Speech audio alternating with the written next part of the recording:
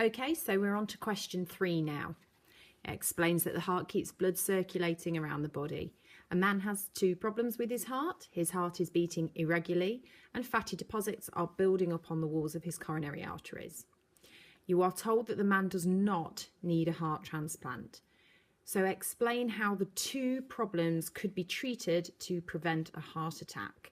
Okay, so there's some key points in this question to meet your 4 marks. You're going to have to discuss both problems here, the irregular heartbeat and the fatty deposits, but you're also going to have to explain how it's going to prevent a heart attack.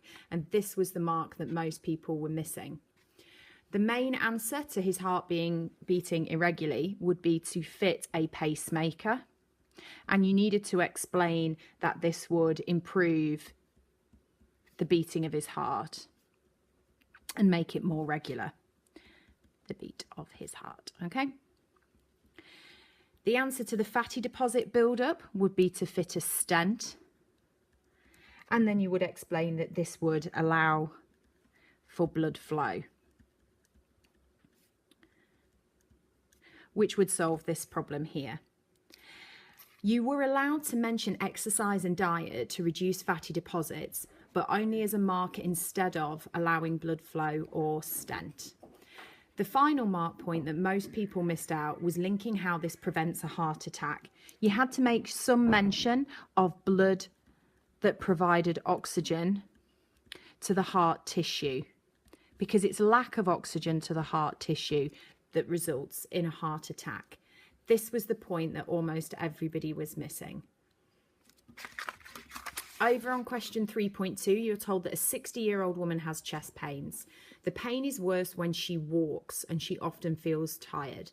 She has an aortic valve stenosis, and a valve with stenosis has become stiff and narrow, and this shows where that is.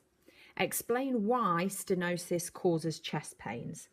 A lot of you were receiving the marks for saying that because the valve was narrowed, not enough blood was leaving the heart. Some of you also mentioned backflow happening, which backed this point up, saying that not enough was leaving the heart. The chest pains were therefore caused by the heart trying to beat harder or faster in order to meet the demand of blood.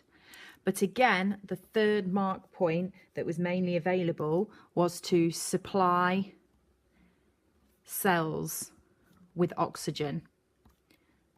This was similar to this mark point here.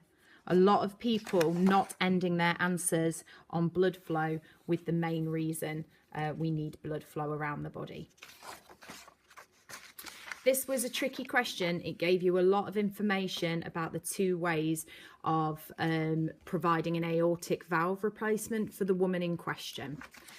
Here it asks you to evaluate the use of TAVI for this woman. So we need to have a look at what we already know about this woman. And the only real piece of information that we've got is that she's 60 years old. We're asked to evaluate, so this means your answer must have pros and cons. To reach 4 marks, your answer also must have a conclusion. So you needed to come over to your table here to look at your pros and cons. For this woman, there are a lot of pros for TAVI. A low anaesthetic would mean that it was a lower risk. All of this explanation here also describes how it will be a lower risk. It is mostly used for high-risk patients, for example, older patients, which at 60, this woman could be considered an older patient.